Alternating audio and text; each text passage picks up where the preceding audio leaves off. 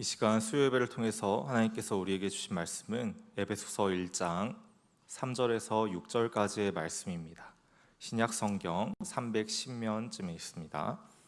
에베소서 1장 3절에서 6절까지의 말씀. 네, 다 찾으신 줄 알고 우리 함께 한 절씩 교도하겠습니다.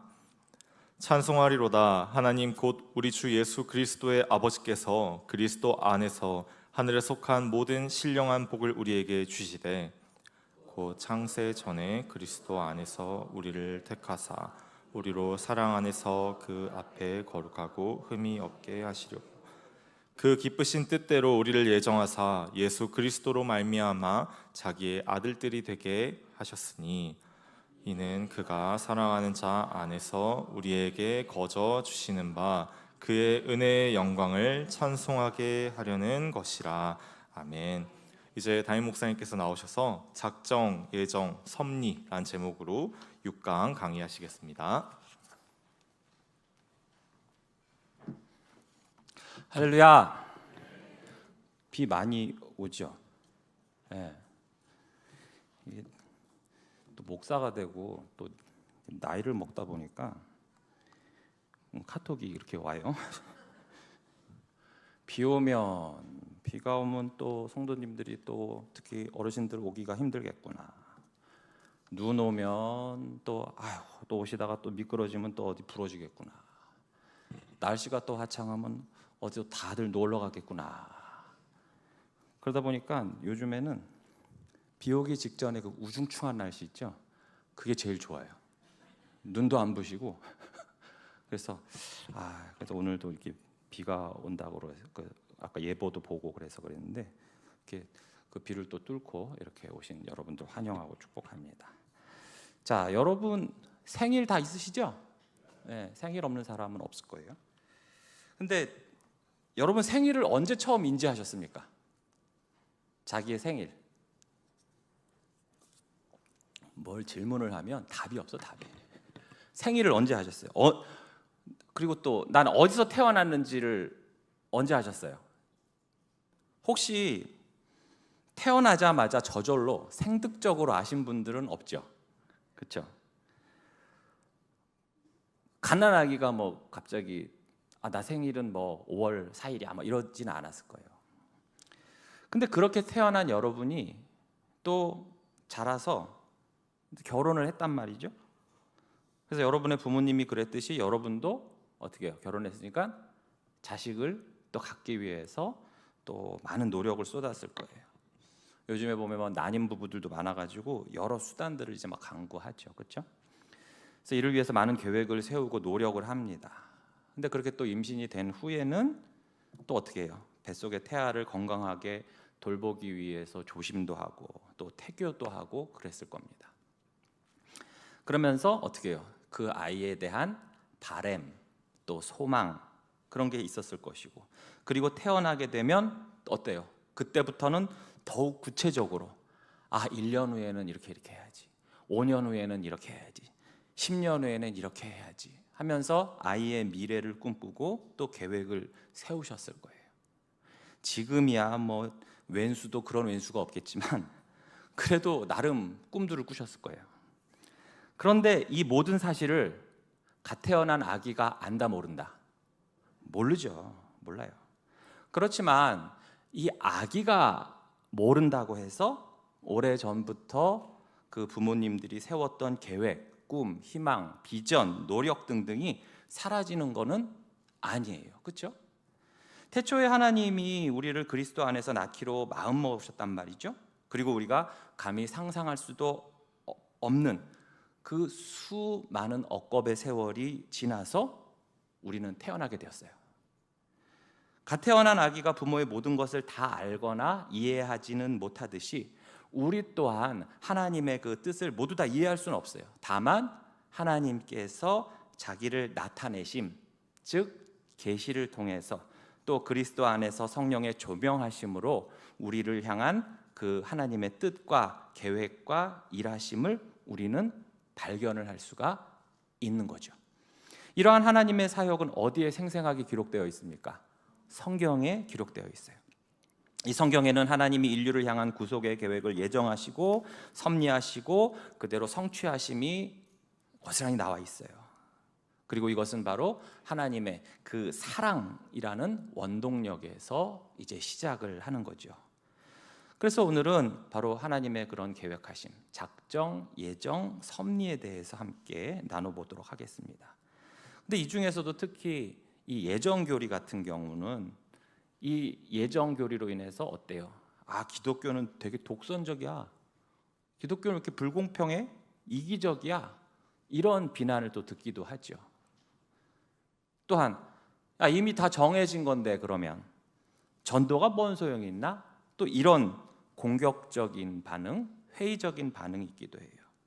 그런데 중요한 것은 일단 이 작정, 예정, 이 섭리의 교리가 하나님을 위한 겁니까? 아니면 우리를 위한 겁니까? 누구를 위한 거예요?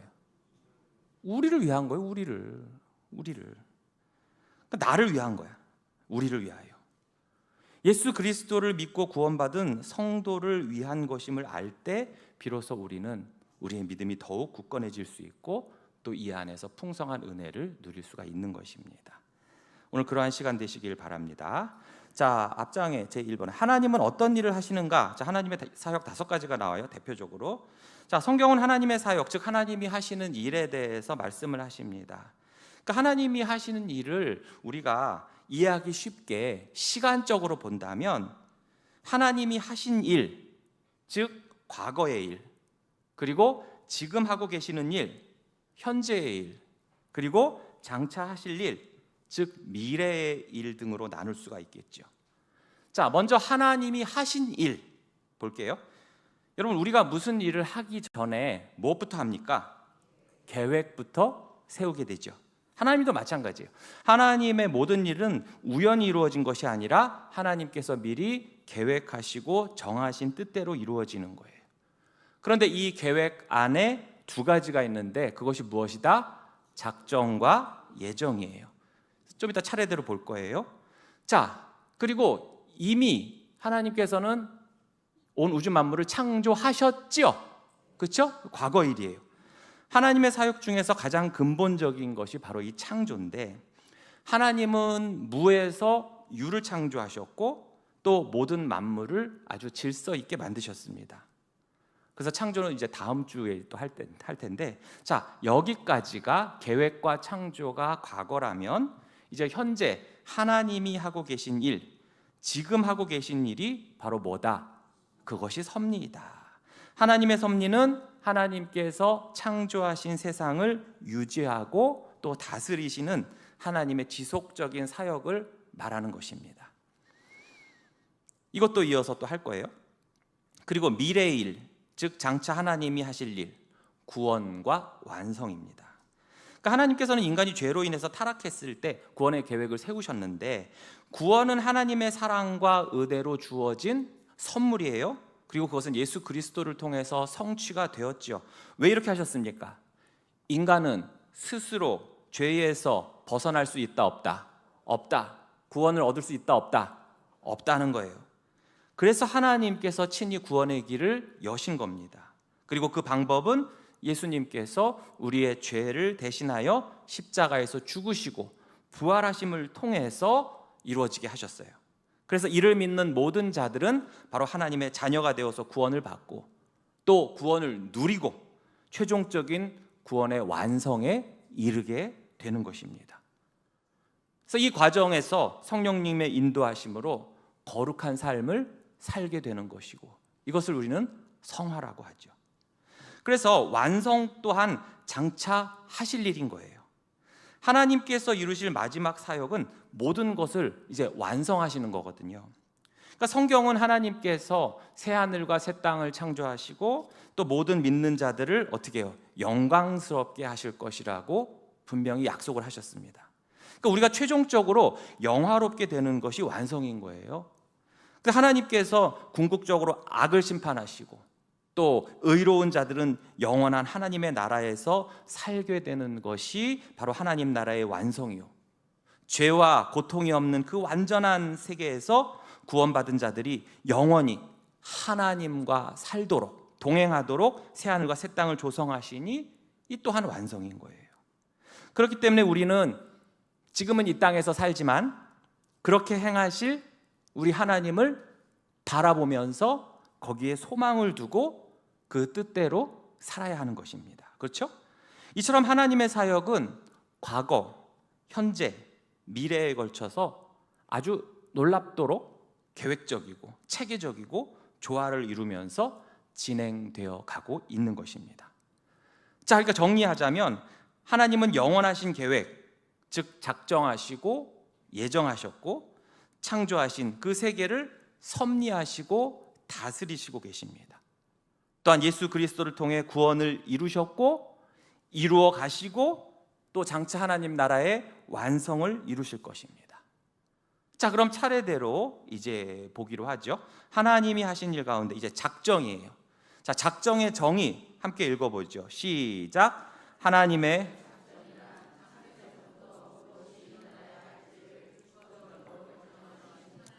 영원한 계획 혹은 목적이다. 자, 하나님의 영원하신 뜻과 목적을 따라서 모든 일이 정해지는 것, 이것을 바로 작정이라고 합니다. 그러니까 하나님은 그 시간의 시작 훨씬 이전부터 세상의 모든 것을 정하셨고 그리고 그 하나님의 뜻대로 역사가 진행이 돼요. 그러니까 하나님은 세상과 인간의 창조를 시작하기 전부터 특별한 일들을 생각하셨고 의도하셨고 결정을 하신 거예요. 하나님의 작정은 그분의 선하신 지혜로 이 세상에서 일어날 수 있는 모든 일에 대해서 미리 의지를 가지고 계셨고, 그래서 하나님의 계획 속에 있지 않으면 어떠한 일도 일어날 수 없다는 것, 그것이 하나님의 작정이에요. 그래서 우리 예수님도 말씀하셨지만 참새 한 마리라 할지라도, 그렇죠? 하나님이 정하신 때에 푸르푸르 날고 또 하나님이 정하신 때에 깨꼬닥하고 이제 떨어지는 거예요. 죽어요. 오늘 피었다 지는 들풀도 하나님의 뜻이 아니면 싹이 날 수가 없고 소멸할 수도 없어요. 그래서 하나님의 작정은 무작위적이거나 아니면 막 변덕스럽고 막 그런 것이 아니라 바로 하나님의 그 신적 지혜와 그 하나님의 의도에 따라서 모든 것이 이루어집니다. 자, 그러면 여러분 나번에 보시면 작정의 특성이 나와요. 자, 1번에 보시면 작정은 하나님의 지혜의 근거를 둔다는 것입니다. 자, 에베소서 1장 11절 함께 읽어볼게요. 시작. 모든 일을 그의 뜻의 결정대로 일하시는 이의 계획을 따라 우리가 예정을 입어 그 안에서 기업이 되었으니. 자, 하나님의 작정은 바로 그분의 그 무한하신 그 지혜와 또 하나님의 그 주권적인 뜻의 기초가 돼서 이루어지는 거예요. 그래서 한정적인 유한한 불완전한 우리의 인간의 지식으로는 그 모든 것을 완전히 다 이해할 수는 없겠지만, 그러나 모든 결정은 바로 하나님의 그 선하심과 의로우심, 지혜로움 안에서 다 이루어진다는 거예요. 하나님은 전지하신 하나님, 즉 모든 것을 아시는 분이시기 때문에 여기에 기초하여서 하나님께서 계획을 세우시고 또 하나님의 그 전능하심, 그것을 통해서 자신의 모든 계획을 실행에 옮기시는 거예요. 그래서 전지전능하신 하나님이시죠. 따라서 하나님의 작정은 하나님의 가장 지혜롭고 인자하고 거룩하신 그 하나님만의 본성에 근거를 두었다는 거예요. 두 번째, 작정은 영원전에 이루어져서 그 효과가 역사 속에서 지속적으로 이루어진다. 즉 작정의 시기예요. 자, 시편 33편 11절 함께 읽어볼게요. 시작. 여호와의 계획은 영원히 서고 그의 생각은 대대에 이르리로다. 자, 성경은 하나님의 작정이 영원전, 즉 시간이 있기도 전에 이미 존재했다고 말씀하십니다.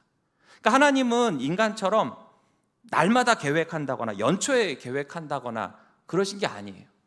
여러분들도 2025년 시작되면서 계획 세우신 거 있어요, 없어요? 아, 이제 해봐야 뭐 해서 아예 세우질 않는구나 이제. 그래도 해요, 안 해요? 해요. 근데 어떻게 잘 이루어지고 있어요? 왜 이렇게 당당해? 안 이루어졌다는데?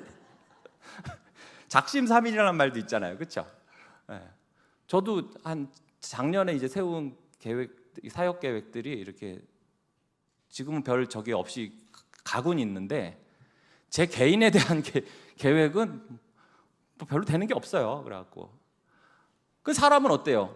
월초 되면 월초 계획 세우고 뭐 월말 되면 또 월말 계획, 또 뭐 분기 계획 세우고 뭐 상반기 하반기.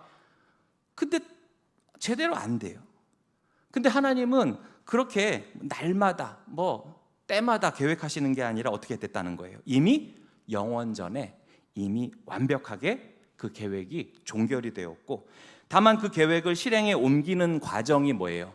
우리의 그 시간 안에서, 곧 인간의 역사 안에서 점진적으로 실현돼 가는 거지, 하나님의 계획은 이미 영원전에 다 마무리가 됐다는 거예요. 따라서 인간이 경험하는 모든 일은 이처럼 하나님의 계획, 즉 이 작정 안에서 진행되고 있는 거예요. 3번, 작정은 반드시 성취된다. 여기서 중요한 게 뭐예요? 반드시 성취된다. 하나님은 전능하시고 그분의 뜻은 반드시 이루어져요. 그래서 아무리 인간이 뭐 반항하고 방해하려 한다 해도 하나님의 이 계획은 어떻습니까? 변함없이 성취가 돼요. 하나님은 주권적이시고 전지전능하시기 때문에 이 하나님의 목적들은 절대로 실패할 수가 없어요. 누구도 막을 수도 없고 좌절시킬 수도 없습니다. 자, 이 페이지 4번 보실까요? 작정은 어떻다? 변하지 않는다. 변하지 않는다는 거예요. 욥기 23장 13절 14절 보시면 그는 뜻이 일정하시니 누가 능히 돌이키랴. 그의 마음에 하고자 하는 것이 있으면 무조건 고야. 그것을 행하신단 말이에요. 그런즉 내게 작정하신 것을 이루실 것이라. 이런 일이 그에게 많이 있느니라. 하나님의 작정은 변동하거나 수정되는 게 아니에요. 인간은 어때요? 늘 변하고 아침 저녁으로 달라질 수 있겠지만 하나님의 뜻은 영원히 동일하십니다. 그리고 이것은 하나님의 그 고유한 성품 뭐예요? 불변성에 기인을 하는 거예요. 하나님께서는 절대 우발적이거나 우연적이거나 불확실하다거나 뜻밖이거나 이런 일이 없어요. 하나님은 창조에 대해서, 또 우리 인간들에 대해서, 구원에 대해서, 이 세상의 삶에 대해서, 종말에 대해서 이미 명확한 계획과 목적을 가지고 계시다는 거예요. 자, 5번, 작정의 성취를 위해서 누구 혹은 무엇의 도움이 전혀 필요하지 않으시다. 이것은 어디에 근거합니까? 하나님의 성품 중에 자존성에 기인하는 거죠. 그렇죠? 사도행전 2장 23절 볼까요? 그가 하나님께서 정하신 뜻과 미리 아신 대로 내준 바 되었거늘 너희가 법 없는 자들의 손을 빌려 못 박아 죽였으나. 자, 하나님은 작정을 이루시는 데 있어서 인간이나 어떤 외부적 요소의 도움을 필요로 하지 않으신다는 거예요. 그래서 이 예수님도 하나님이 내주신 거예요. 하나님의 뜻은 스스로 이루어지고 그분의 능력만으로 충분히 성취가 됩니다. 우리 인간은 그렇습니까? 하루 1초, 1분이라도 우리가 남을 의지하지 않고는 살 수가 없어요. 여러분이 교회에 오실 때 버스를 탔다. 여러분이 운전해서 왔어요? 아니죠. 버스 기사나 그 버스 회사의 버스와 그 운송 수단을 여러분 의지하고 온 거예요. 여러분이 입고 계신 옷 다 어때요? 여러분이 스스로 짰어요? 아니죠. 누군가가 만든 걸 샀잖아요. 의지하는 거예요. 그런데 우리 하나님은 어떻다? 그렇지 않으시다는 거예요. 하나님의 뜻은 스스로 이루어지고 하나님의 결정들은 하나님의 자신의 뜻과 그 자신의 거룩하심 외에는 어떠한 것에도 의존하지 않으십니다. 그렇기에 그 결정을 방해한다거나 좌절시킬 수 있는 것은 그 어떤 것도 없어요. 그래서 하나님은 장차 발생한 일뿐만 아니라 그 일이 실현될 정황까지도 다 이미 결정하셨다는 거예요. 자, 6번에 작정은 인간의 선악간의 모든 행위 및 그 밖의 모든 것을 포함한다. 작정이 어느 정도까지의 범위냐? 한마디로 다예요. 모든 것. 에베소서 2장 10절 볼까요? 우리는 그가 만드신 바라 그리스도 예수 안에서 선한 일을 위하여 지으심을 받은 자니 이 일은 하나님이 전에 예비하사 우리로 그 가운데서 행하게 하려 하심이라. 그러니까 하나님의 작정은 이처럼 인간의 모든 행위들, 선한 일뿐 아니라 악한 일까지도 포함이 돼요. 그런데 이 말 자칫 오해할 수 있는데, 하나님이 죄를 직접 조성하신다든지 만드신다든지 그런 의미가 아니에요. 하나님께서 인간의 자유로운 선택을 허용하시되 악까지도 하나님의 지배하에 있다는 것입니다. 여러분, 잠언 16장 4절에 보시면 여호와께서 온갖 것을 그 쓰임에 적당하게 지으셨나니 악인도 악한 날에 적당하게 하셨느니라. 악인까지도. 그러니까 하나님이 허용하셨다는 거예요. 우리가 그 큰 하나님의 뜻은 모르지만 그것도 하나님, 악도 하나님의 허용하심 아래, 지배 아래 다 있다는 거예요. 그러니 여러분 혹시 주변에 되게 악한 사람 있어요, 없어요? 예? 있어요, 없어요? 있을 때 어떤 생각해요? 아우, 하나님은 뭐 하시나? 저런 거 안 잡아가고. 그러나 다 하나님의 뜻 아래 있다는 거예요. 때가 되어서 하나님이 혹시 그를 아주 강력하게 치셔가지고 아주 박살을 내놓는 것을 보면서 우리로 하여금 두렵게 하실 수도 있고, 또한 그러한 자까지도 구원하셔서 변화시키심으로 우리에게 하나님의 그 능력과 지혜와 은혜를 깨닫게 하시기도 하는 거예요. 7번, 작정은 인간의 범죄를 의도적 혹은 강제적으로 실행시키지 않는다. 자, 이 말은 뭐냐면 하나님은 어떠한 의미에서도 절대로 악의 원인이 되지 않으시고 악을 인정하지 않으십니다. 그러나 하나님은 악한 행위자들이 악을 행하는 것에 대해서 허용은 하시되 그 다음에 자신의 그 지혜롭고 거룩한 목적을 위해서 그 악까지도 다스리시고 압도하십니다. 이처럼 죄에 대한 하나님의 작정을 가리켜서 되게 허용적 작정이라고도 해요. 이 작정은 장래의 악한 행위를 결정하기도 하지만 그렇다고 해서 하나님이 스스로 그 악을 발생시키시는 것은 아니에요. 여러분, 시편 78편 29절에 보시면 그들이 먹고 심히 배불렀나니 하나님이 그들의 원대로 그들에게 주셨도다. 어디 같아요? 이거 배경이 출애굽기에서, 그렇죠? 고기 줘요, 고기 줘. 배고파요, 배고파요. 그래서 어떻게 하셨어요? 그들의 원대로 주셨잖아요. 시편 106편 15절도 그래요. 그러므로 여호와께서 그들이 요구한 것을 그들에게 주셨을지라도 그들의 영혼은 쇠약하게 하셨도다. 그들의 원대로 주셨다. 그들이 요구한 것을 주셨다. 이것이 뭐예요? 허용적인 작정 안에서 이루어진 일이기에 우리는 비록 악인이 좀 형통해 보인다 할지라도 그것을 부러워해서는 된다, 안 된다? 안 된다는 거예요. 하나님이 잠시 허용하셨을 뿐인 거니까. 예를 들어서 가룟 유다의 행동은 어때요? 그의 자유롭고도 자발적인 그의 뜻대로 예수님을 팔아넘겼지만 그러나 이 또한 하나님의 영원한 목적과 계획의 일부였던 거예요. 자, 다번에 보시면 작정의 목적이 나오죠. 하나님의 작정, 즉 완전하고도 오류 없는 포괄적인 계획이 존재하는 그 궁극적인 목적이 뭐냐? 작정의 목적이 뭐냐? 뭐다? 하나님의 영광을 위한 것이라는 거예요. 하나님은 이 세상을 창조하시고 다스리시는 주인이시고 모든 피조물들은 하나님의 영광을 위해서 존재하는 거예요. 따라서 인간이 자신의 삶을 통해서 하나님의 영광을 드러낼 때 비로소 삶의 의미와 목적을 찾을 수 있는 것이고, 하나님은 이러한 만물을 통하여 영광과 존귀와 찬양을 받으시기 합당하시고 또 그것을 기뻐하십니다. 자, 로마서 11장 36절에 보시면 이는 만물이 주에게서 나오고 주로 말미암고 주에게로 돌아갑니다. 그에게 영광이 세세에 있을지어다. 그러니까 이 만물을 향한 그 하나님의 작정을 통해서 하나님은 어떻게 해요? 그것이 실행되어 가는 과정, 그 모든 전반적인 것을 통해서 하나님이 영광을 받으시기를 원하는 것이고, 우리 또한 그 작정 안에 있기 때문에 우리도 어떻게 해야 된다는 거예요?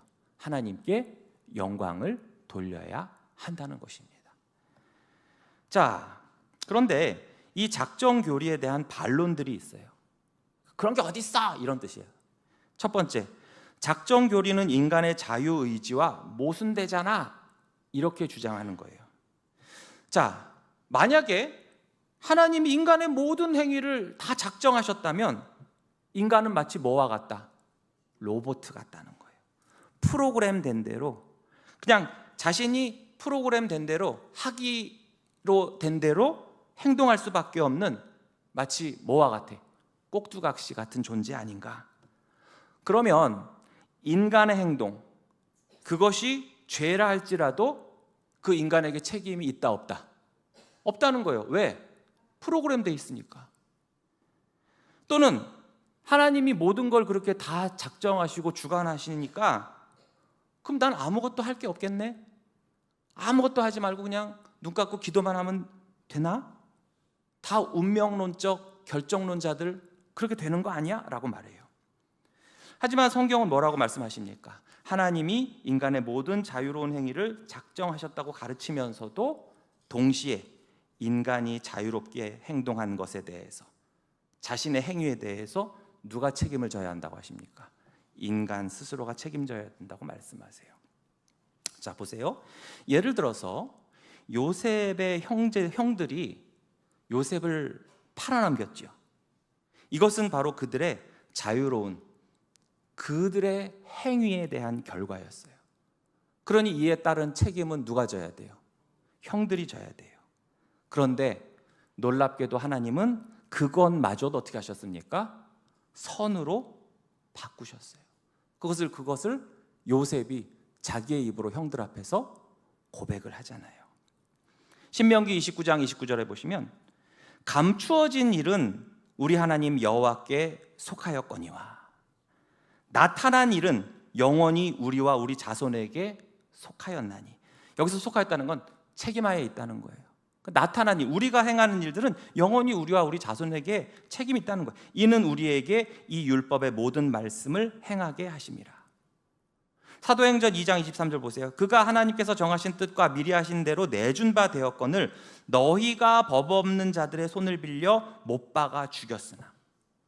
그러니까 하나님이 작정하시고 하나님이 예지하신 대로 예수 그리스도를 내어주셨는데 그 중에서 어떤 이들은 예수님을 못 박아 죽인 사람도 있고 또 그렇지 않고 오히려 그런 예수님을 믿은 사람도 있잖아요. 그럼 이에 대한 책임은 누가 지는 거예요? 그들 각자가 지는 거예요. 하나님은 인간이 가진 유한한 그 도덕적인 자유인 사상과 판단, 성향, 욕구, 심지어 그 품성까지도 잘 조화시키셔서 인간의 의지와 결정을 방해하지 않으시면서도 또한 그 결과를 규제하고 통제할 것을 하나님은 작정을 하신 거예요. 두 번째 주장, 작정 교리는 구원 노력에 모순되는 거 아닌가요? 이 말은 뭐냐 하면 이렇게 되면 우리가 전도하라는 거라든지 어떤 구원을 위해서 우리가 삶 속에서 분투하는 거 이거 다 소용없는 짓 아닌가요? 그런 얘기예요. 만약에 하나님이 작정하신 대로 모든 일이 발생한다면 사람들은 자연히 미래에 대해서 관심을 가질 필요도 없고 특히 인간의 구원이 작정되어 있다면 구원을 위해서 그 기울이는 인간의 노력은 어떨까? 불필요하게 된다는 거예요. 어차피 멸망으로 작정된 자는 그가 어떠한 짓을 하더라도 어떠한 노력을 하고 최선을 다하여도 어차피 걔는 멸망할 거고 구원으로 작정된 자는 구원을 받기 위한 어떠한 노력을 하나도 안 할지라도 게을르게 해도 결국 구원에 이르는 거 아닌가? 라는 의문이 드는 거죠.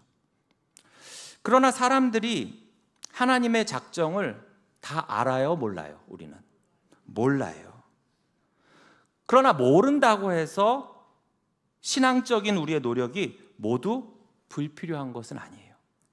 성경은 구원이 바로 하나님의 작정 속에 있지만 그것이 실현되는 과정에서 인간의 노력과 결단도 포함이 된다고 가르치십니다. 그러니까 감추어진 하나님의 작정은 섭리가 실현된 후에만 알려지기 때문에 사실 인간은 정말 구원에 대한 그 작정을 알 수가 없어요. 그러나 하나님의 작정에는 인간의 최종적 운명뿐 아니라 그것이 실현되어가는 모든 방법, 거기엔 인간의 노력까지도 다 포함되어 있는 것이기 때문입니다. 그래서 이 작정 교리는 우리의 노력을 좌절시키는 것이 아니라 오히려 어떻게 해요? 더 권장하시는 것이에요. 주장 세 번째, 작정 교리는 하나님을 죄의 창시자로 만든다는 주장. 이건 앞에서도 좀 언급을 했었죠. 하나님이 죄를 작정하셨다면 하나님은 죄의 창시자요 조성자 아닌가? 그럼 인간에 대한 인간의 죄에 대한 책임은 누구한테 있는 거예요? 이렇게 돼 버리면. 그렇죠. 하나님께 있다는 주장이에요. 그러나 하나님은 죄를 직접 조성하신다거나 아니면 강요하지 않으십니다.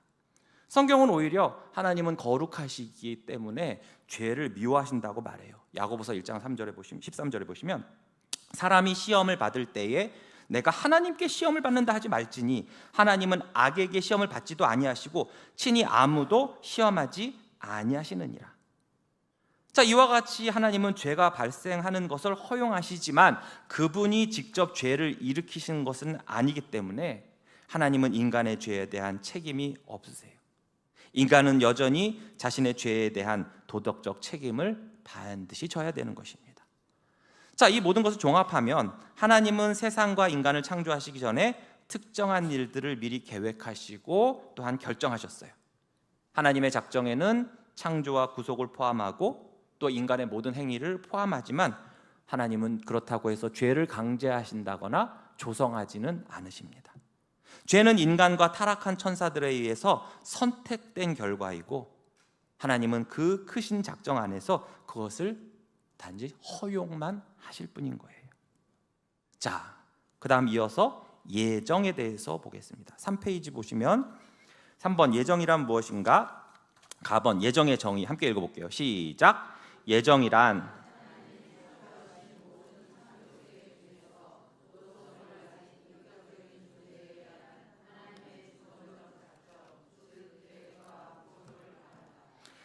그러니까 쉽게 말하면 여러분들 이렇게 벤 다이어그램이라고 그러잖아요. 원을 크게 그리고 그 안에 조그만 원을 그렸을 때 큰 원은 작정이라고 보시면 되고 그 안에 조그만 원을 예정이라고 보시면 되는데 이것에 대한 구별이 뭐냐? 이 예정에서는 바로 도덕성을 지닌 인격적인 존재에 대한 하나님의 계획하심이 바로 예정이라는 거예요. 그러니까 강아지라든지 나무라든지 이런 것에 대한 하나님의 계획은 그건 작정이라고 한다면 그것에 대한 어떤 계획은 다른 피조물들에 대한 그 계획을 작정이라고 한다면 특별히 좀 이따 나오겠지만 도덕적인 인격적인 존재, 좀 있어 인류가 나오고 또 천사들이 나오겠지만 거기에 해당하는 하나님의 계획은 뭐라고 부른다? 예정이라고 부르는 거예요. 자, 그래서 작정이 우주 만물에 관한 하나님의 보편적인 계획인데 반면에 예정은 도덕성을 지닌 인격적인 존재. 그래서 인간, 또 뭐가 있어요? 천사, 마귀, 이런 이성적 피조물에 관한 하나님의 특별 계획이란 거예요. 자, 그래서 나번 예정의 주체 및 대상, 예정의 주체. 자, 우선 예정의 주체는 삼위일체 하나님이에요. 그러나 구원의 경륜에서 여러분 경륜이 뭡니까? 경륜이 뭐예요? 그 사이클 타는 거예요. 그건 경륜이고 우리가 흔히 구원의 경륜이라고 하잖아요. 경륜이 뭐예요? 네?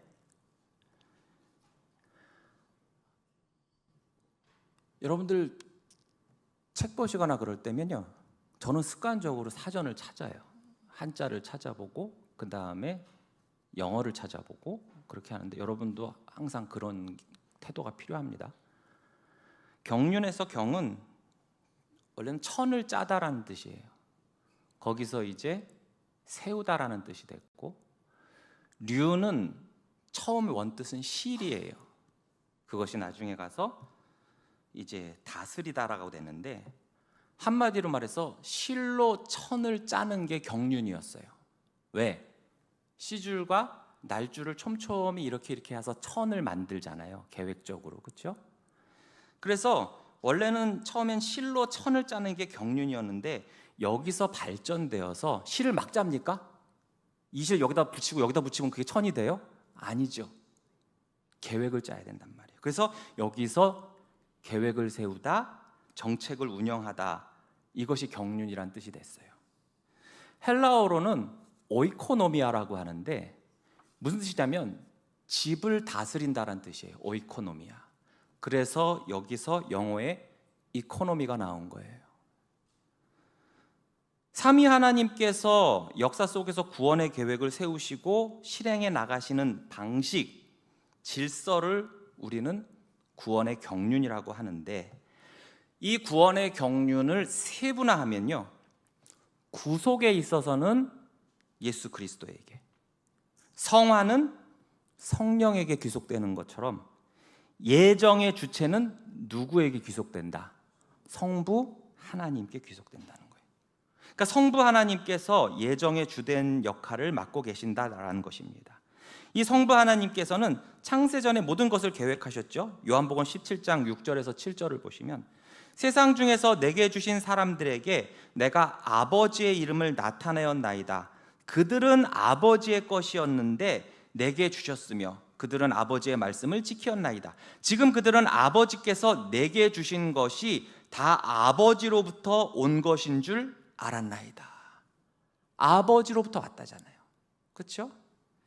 그래서 예정의 주체는 성부 하나님이시라는 거예요. 로마서 8장 29절에도 보시면, 하나님이 미리 아신 자들을 또한 그 아들의 형상을 본받게 하기 위하여 미리 정하셨으니 이는 그로 많은 형제 중에서 맏아들이 되게 하려 하심이니라. 그 계획, 즉 예정에 따라서, 성부 하나님의 예정에 따라서 성자 예수 그리스도를 통해서 구속을 이루시고, 그리고 성령을 통해서 성화를 이루어 가시죠. 따라서 예정의 궁극적인 주체, 곧 주권은 바로 성부 하나님께 속해 있는 것입니다. 자, 예정의 주체를 봤으니까 그럼 이제 상대적으로 대상을 봐야죠. 2번 대상. 예정의 대상은 하나님께서 창조하신 모든 피조물이 아니고 바로 인격적이고 도덕적인 존재라는 거예요. 여기에는 누가 속하냐? 온 인류, 그리고 천사. 여기에는 선한 천사, 악한 천사가 있을 때고, 선택받은 천사, 선택받지 못한 천사가 있고, 그리고 예수 그리스도가 포함돼요. 자, 먼저 온 인류. 자, 하나님께서는 선한 사람과 악한 사람을 포함한 온 인류를 예정을 하셨어요. 성경은 하나님께서 인간의 구원과 심판을 포함한 모든 것을 예정하셨음을 보여줍니다. 로마서 9장 11절 볼게요.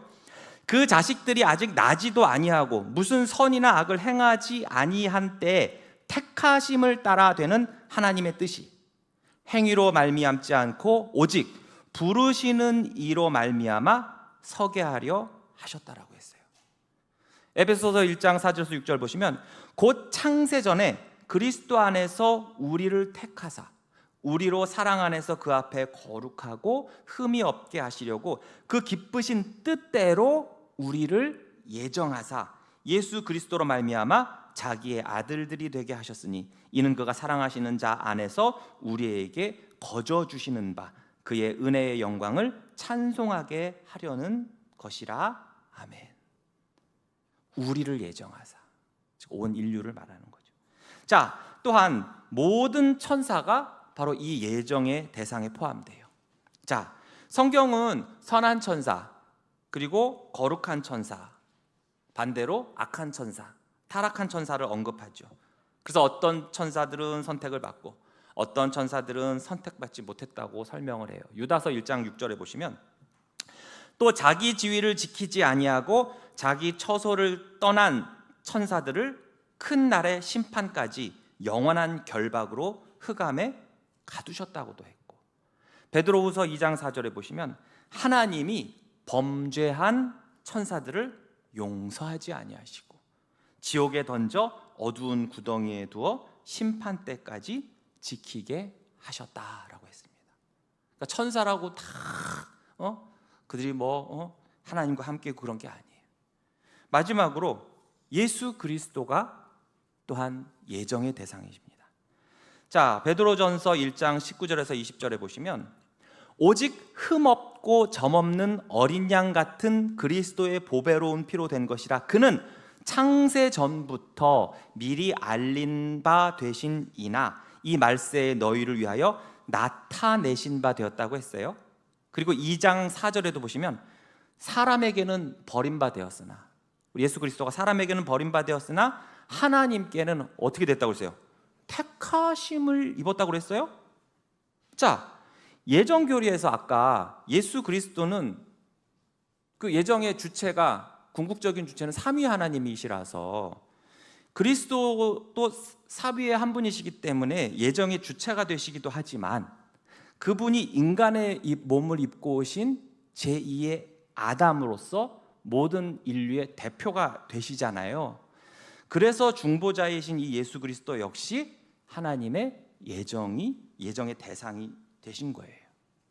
그럼 예정에 있어서 상반된 두 부분, 즉 하나님의 주권적인 선택 그리고 하나님의 공의로운 유기에 대해서 함께 보겠습니다. 자, 예정의 두 부분, 선택과 유기. 먼저 선택은 무엇인가?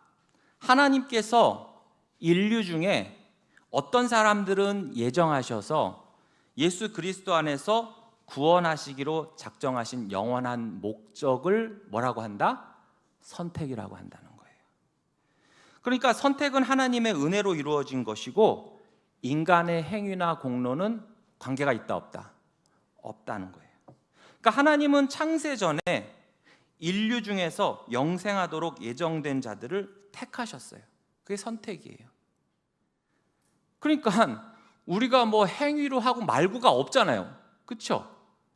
근데 중요한 것은 그들이 어떤 신앙을 가질지, 그들이 어떤 그 선행을 할지 하나님께서 미리 그것을 아시고 예지하시고 보셨기 때문이 아니에요. 그렇게 되면 어떻게 되는 거예요? 그렇죠?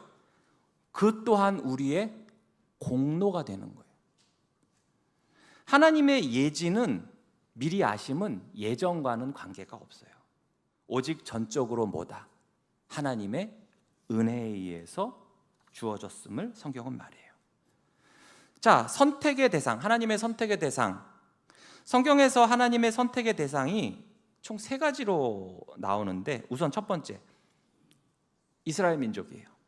하나님께서는 온 세상 가운데서 이 이스라엘 백성들을 특별한 백성으로 선택을 하셨잖아요. 그렇죠? 특정 민족을 선택하신 거예요. 두 번째, 특별한 직무를 감당할 수 있는 개인을 택하셨어요. 그러니까 하나님은 특정한 사람들을 부르셔서 그 하나님의 뜻이 이루어지도록 하셨습니다. 그 성경에도 보시면 하나님의 뜻에 순종하며 그 뜻을 이루는 도구가 된 많은 우리 신앙의 선배들을 보게 되고, 이 하나님의 계시를 책으로 쓴 성경 저자들 또한 어때요? 하나님께서 특별히 택한 사람들이에요. 바울 볼까요? 예를 들어서 사도행전 9장 15절 보시면 주께서 이르시되 가라, 이 사람은 내 이름을 이방인과 임금들과 이스라엘 자손들에게 전하기 위하여 택한 나의 그릇이라. 그래서 보세요, 이방인과 임금들과 이스라엘 자손들에게 전하기 위해요. 실제로 바울 이렇게 했습니까? 안 했습니까? 했죠. 이방인들, 그 소아시아 거 다니면서, 그리스 다니면서, 로마 다니면서 전했죠. 임금들 만났어요, 안 만났어요? 만났어요. 사도행전 보세요. 또한 이스라엘 자손들에게도 전하다가 돌 맞아 죽을 뻔하고, 하나님께서 그것을 위해서 특별히 택하셨단 말이에요. 세 번째로, 구원의 후사가 될 개인들을 선택하여 구원하시기로 예정하신 거예요. 곧 창세전에 그리스도 안에서 우리를 택하사, 그러니까 각각의 개인들인 것이죠. 그러니까 하나님의 선택, 아까 이스라엘 민족이 있었고, 그리고 특별한 직무를 감당하는 일부 개인들이 있었고, 그리고 우리 각자 하나님께서 택하셨단 말이에요. 자, 이게 선택이에요.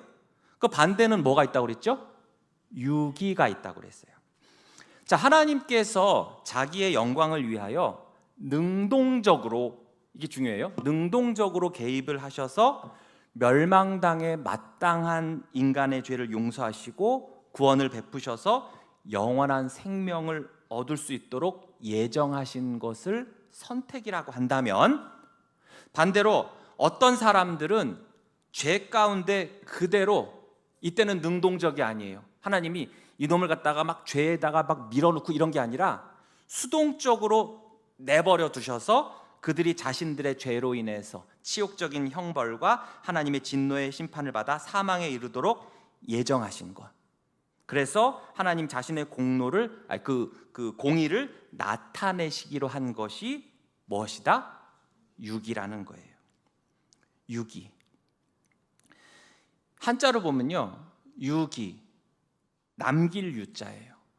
그래서 여러분들 유언 또는 뭐 유족할 때 그 유자예요. 기는 뭐냐? 버리다 기자예요. 그래서 우리가 뭐 폐기하다 할 때 그 기, 포기하다 할 때 그 기예요. 그러니까 유기는 1차적으로 뭐예요? 내다 버리는 거예요.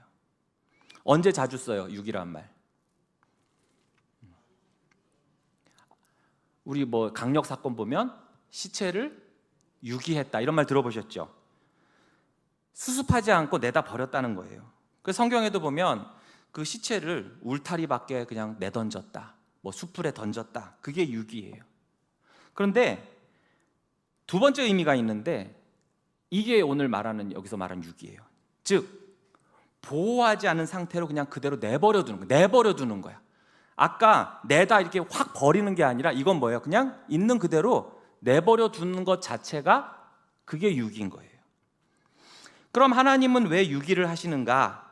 유기에는 두 가지 목적이 있어요. 첫 번째로 중생과 구원의 은혜를 베푸실 때 일부 사람을 버려두시고 간과하시겠다는 하나님의 주권적인 목적이고, 두 번째는 선택받지 못한 자들의 죄와 하나님의 진노를 그들 스스로 감당하게 하시기 위해서 유기를 하시는 거예요.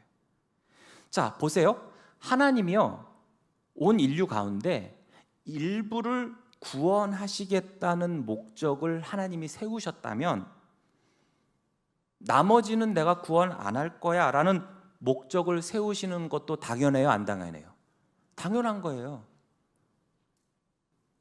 그리고 여기에 말 그대로 하나님의 절대적인 주권이 있는 거예요.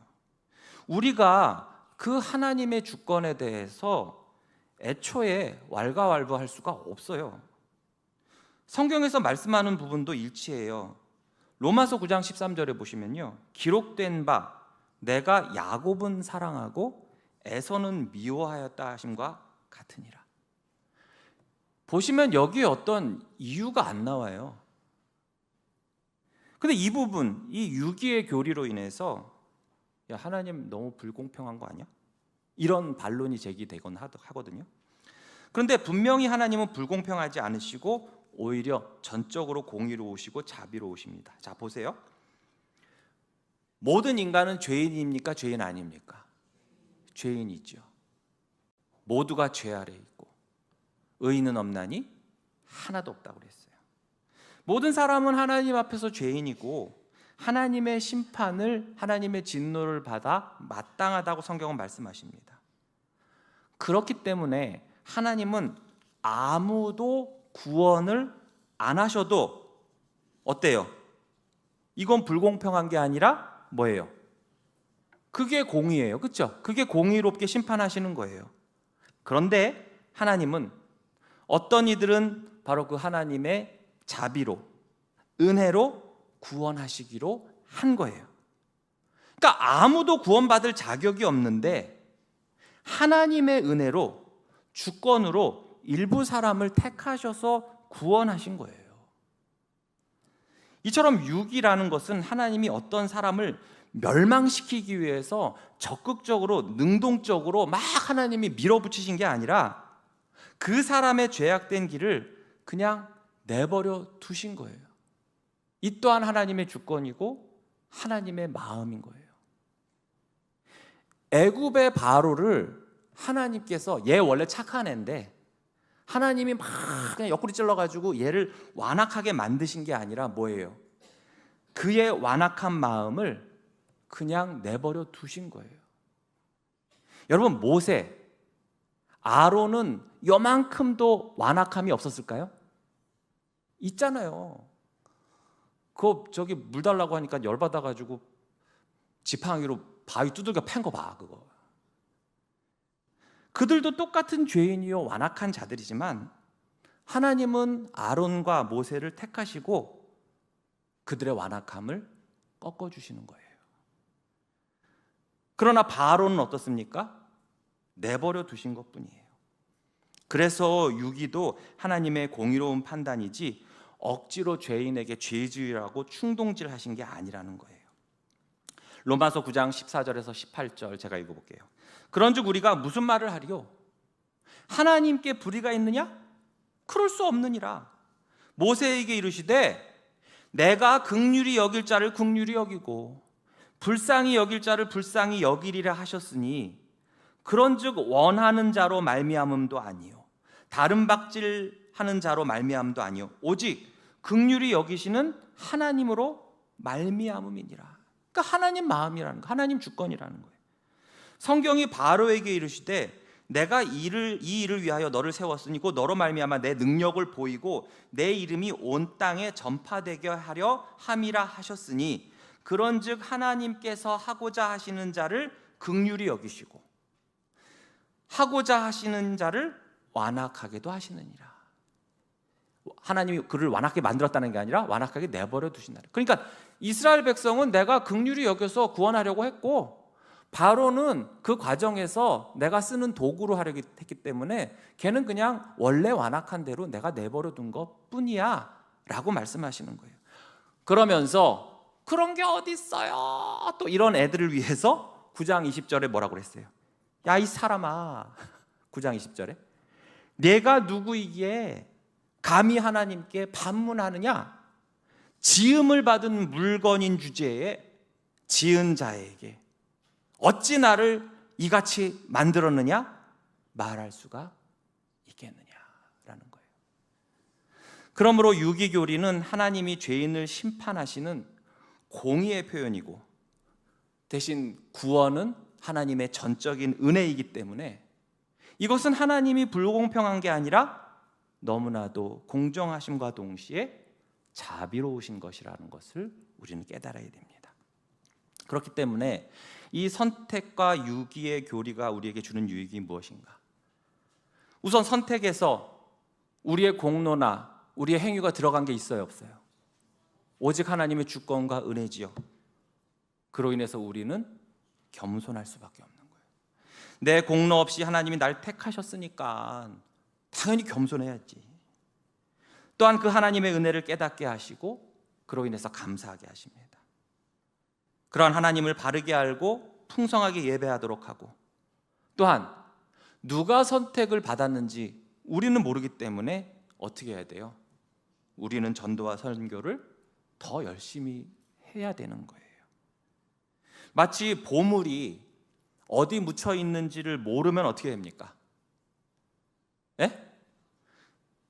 여러분 여기 모르셨죠? 여기 본당 어딘가에 100억 상당의 보물이 있어요. 그럼 여러분 어떻게 하실 거예요? 예배 어떻게 드리라고 이걸 다 파, 그거를. 아마 다 팔 거예요.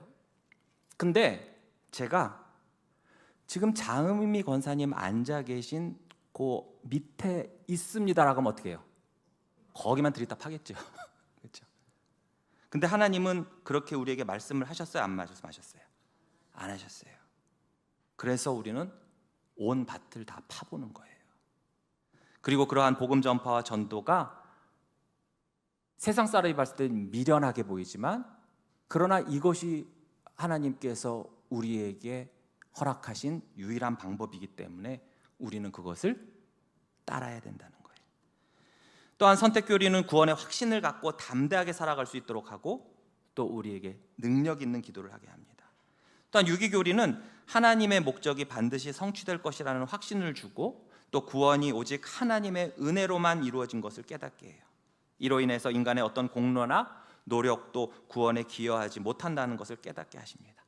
그래서 이처럼 예정 교리는 사람의 구원이 하나님의 절대적인 주권에 있다는 것을 보여줘요. 우리의 구원이 우리의 변덕스럽고 변화무쌍한 결심이나 행위에 의존한다면 어떻겠어요? 그래서 여러분들이 좀 몸이 안 좋아가지고 한 일주일 새벽 기도를 좀 못 나오고 예배를 빠지면 막 어떻게 돼요? 막 그냥 난 지옥 갈 거야 막 이러다가 또 갑자기 또 막 삘 받아가지고 막 그냥 성경을 하루에 한 몇십 장을 읽고 나면 나 구원받은 것 같아 막 이러면서 오르락 내리락 오르락 내리락. 근데 그러한 연약하고 변화무쌍한 우리에게 맞추는 것이 아니라 영원 불변하신 그 하나님의 그 태초에 계획하신 작정과 예정에 근거하고 있다면 우리가 흔들려요? 안 흔들려요? 안 흔들릴 수 있다는 거예요.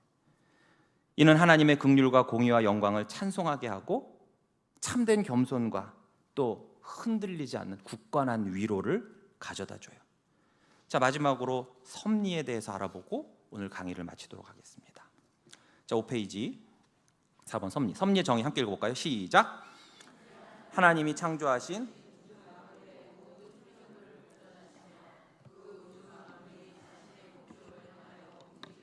다스리시고 운행하시는 하나님의 사역이다. 자, 섭리는 한자로 저렇게 써요. 자, 네, 다스릴 섭자, 다스릴 리자예요. 그러니까 다스린다는 거예요, 쉽게 말해서. 그러니까 자연계를 지배하고 있는 원리 혹은 법칙을 세상에서는 섭리라고 해요. 이거 사전적인 의미예요. 자연계를 지배하고 있는 원리, 법칙을 세상에서 섭리라고 한단 말이에요. 그러니까 자연계를 지배하고 있는 원리 중에 여러분 어떤 게 있을까요?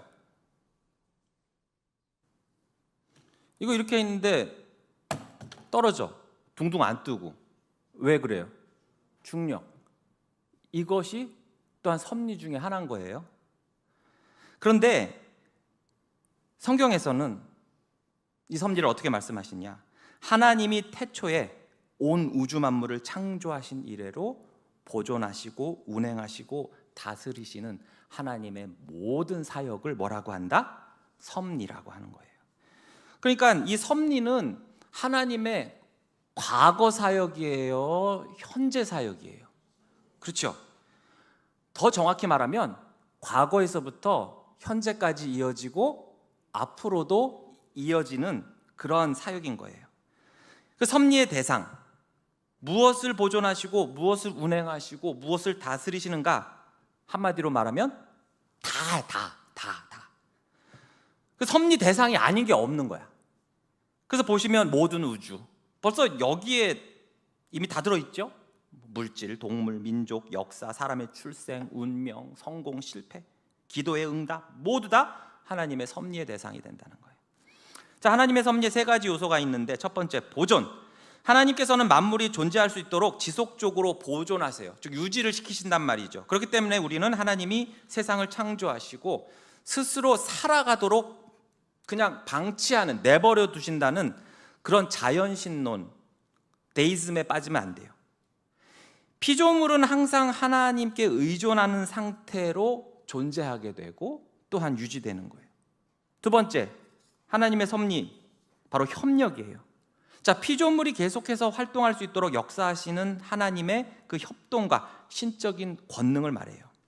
그러니까 보존이 그 피조물의 존재를 유지시키는 하나님의 사역이라면 협력은 피조물의 활동이 가능하게 하시는 하나님의 사역이에요.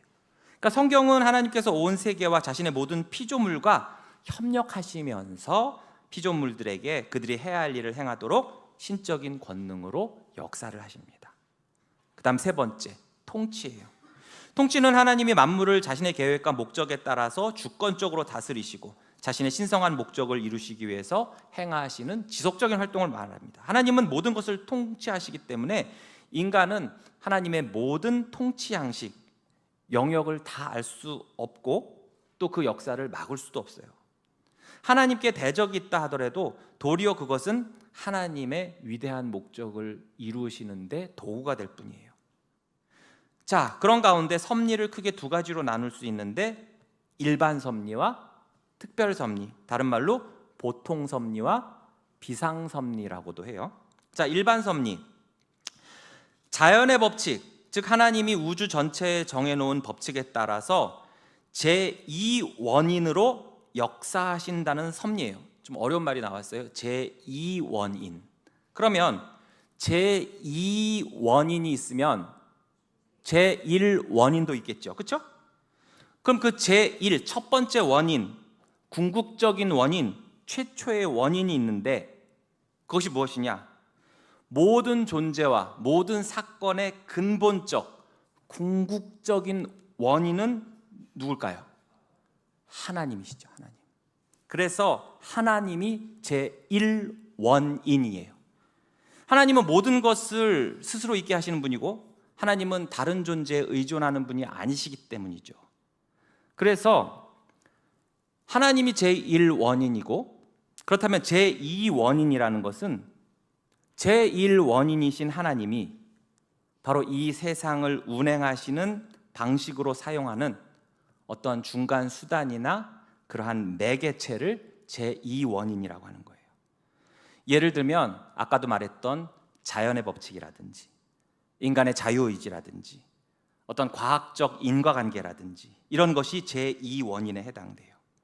즉 하나님께서 그 세상에 대해서 하나하나 직접 일일이 손을 대시는 게 아니라 세상에 이미 만들어 놓으신, 정해 놓으신 법칙과 존재들, 그 제2원인을 통해서 역사를 하신다는 거예요. 식물이 어떻게 자라요? 햇빛 있어야 되고 물이 있어야 되고 또 그런 가운데 광합성을 하고 그러죠. 그런데 이러한 모든 질서를 만든 하나님이 제1원인이지만 햇빛과 물, 광합성 법칙 같은 그런 자연 법칙이 뭐가 되는 거예요? 제2원인이 되는 거예요. 그러니까 일반 섭리 또는 보통 섭리는 하나님께서 이 우주 전체에 미리 정하신 그 자연의 법칙을 통해서 계속 역사하신다는 거예요. 그래서 여러분들 지금도 우리가 못 느껴서 그렇지 지구가요 어마어마한 속도로 태양 주변을 돌고 있거든요. 그리고 화성, 금성, 수성 걔네들도 한 치의 오차 없이 부딪히지 않고 그 행성에 운행을 해요. 그게 뭐예요? 제1원인이신 하나님이 그런 행성의 법칙 같은 제2원인을 들어서 역사하시는데 그것이 어제도 마찬가지고 100년 전에도 마찬가지잖아요. 그 일반 섭리인 거예요. 하나님께서. 특별 섭리가 있어요. 비상섭리라고도 하는데 이것을 기적이라고도 합니다. 하나님이 즉시, 즉 제2원인이 없이 곧바로 역사하시는 거예요. 어떤 게 있을까요? 그렇죠. 우리가 기도에 대한 하나님의 즉각적인 응답이라든지 또는 굉장히 위급한 상황에 우리가 상상할 수도 없는 방법으로 베푸시는 하나님의 은혜와 그 도우심이 바로 뭐다? 하나님의 특별 섭리라는 거예요. 이러한 섭리가 우리에게 주는 유익은 어떤 것이 있습니까? 하나님은 저 멀찍이에서 팔짱 끼고 우리가 어떻게 하는가 그냥 관망하시는 하나님이 아니라 어떤 하나님? 우리의 삶에 깊이 관여하시는 하나님. 그러니까 그 하나님이 나의 하나님이라는 것에 대해서 깊은 위로와 평안을 얻게 돼요. 그 하나님의 계획이 반드시 나를 위해서 이루어질 것이라는 것에 대해서 우리는 또한 겸손하게 되죠. 마지막으로 특별 섭리 또는 이적들. 하나님의 섭리 속에서 이적은 아주 중요한 위치를 차지해요. 이적은 하나님의 초자연적인 역사로 아까도 말했지만 제2원인의 중재 없이도 성취되는 하나님의 사역이라고 했죠. 그래서 특별 섭리, 비상 섭리, 이러한 이적들, 기적들은 하나님의 능력으로 인해서 언제든지 가능하다는 것을 우린 믿어야 돼요. 요즘엔 이적 같은 거 없어. 요즘엔 기적 없어. 그건 성경에서나 나오는 거 아니에요. 그건 우리 하나님을 무시하는 거예요. 우리 하나님은 이적을 보이셔서 하나님이 아니시고 하나님이시기 때문에 얼마든지 이적을 베푸시는 거예요. 하나님이시기 때문에 얼마든지 자연 법칙의 제2원인에 구속되지 않으시고 하나님은 이적을 베푸실 수가 있는 거죠. 성경에 많은 이적들이 기록되어 있었고 오늘날 우리의 삶에서도 일어나요. 그런데 성경의 이적들을 잘 보세요. 갑자기 막 마구잡이로 일어나는 게 아니에요. 마치 우리가 TV에 마술쇼 보듯이 그냥 그 마술쇼가 무슨 의미가 있습니까? 그냥 사람들의 관심을 끌고 재미있다라는 것이지 거기 어떤 깊은 의미가 있는 거 아니에요. 혹시 여러분 중에서 어떤 유명한 마술사 프로를 보면서 그거 다 보고 나서 저게 나에게 주는 의미가 뭘까? 저게 나의 삶을 어떻게 변화시켜? 이런 사람 있어요? 없어요. 그냥 재미있고 많은 거야 이제. 그런데 성경에 나오는 이적들 보세요. 분명한 목적이 있어요. 사람의 어떤 관심이나 놀라움을 불러일으키거나 그 사람이 뭐 어떻다라는 그 능력을 과시하려는 게 아니라 계시적으로 중요한 의미를 보여주시기 위해서 수행된 거예요. 그래서 이 이적들은 종종 예수 그리스도를 향한 예표로 나타나기도 하고 또 하나님의 구원 사역과 경륜에 관련이 되어 있는 거예요. 이처럼 하나님의 섭리 또한 우리가 다 이해할 수 없는 깊은 신비이지만 분명한 것은 하나님께서 이 모든 것을 통해서 우리의 삶에 어떻게 하신다? 직간접적으로 관여를 하신다는 거예요. 그러니까 우리는 어떻게 해야 된다? 겸손한 마음으로 이 하나님의 작정과 예정에 의해서 내가 그렇게 구원받은 귀한 존재구나. 그리고 그 섭리를 오늘도 날 위해서 이렇게 행하시는구나. 신뢰하고 순종할 수 있는 사랑하는 모든 성도님들 되시기를 주님의 이름으로 축복합니다. 기도하겠습니다. 하나님 아버지 은혜와 사랑을 감사드립니다. 하나님의 작정하심과 또 예정하심과 또 우리를 향한 그 섭리, 그 하나님의 그 놀라운 은혜와 그 사랑에 마치 욥처럼 더 이상 하나님을 우리가 교만하게 바라보거나 이러쿵저러쿵 말할 수 없이 그저 제 입을 닫고 그 하나님의 임재하에 그 하나님의 놀라운 은혜하에 무릎을 꿇을 뿐입니다. 하나님 아버지, 이렇게 하나님의 놀라운 계획하에 이런 나를 주님 하나님의 자녀 삼아 주시고 구원하여 주시고 천국 백성 삼아 주셨다는 그 사실에 저희가 다시금 하나님 아버지 주님 앞에 무릎 꿇고 하나님께 감사하며 영광 돌리게 하여 주시옵소서. 시간이 흐르고 신앙의 연수가 흐르면서 자꾸만 우리의 그러한 감격과 기쁨과 감사가 희미해져 가고 사라져가고 화석화되어 갑니다. 하나님 용서하여 주시옵고 날마다 이 구원의 감격과 기쁨이 새롭게 샘솟을 수 있도록 주여 역사하여 주시옵소서. 이 모든 말씀 우리 주 예수 그리스도의 이름으로 기도하옵나이다. 아멘.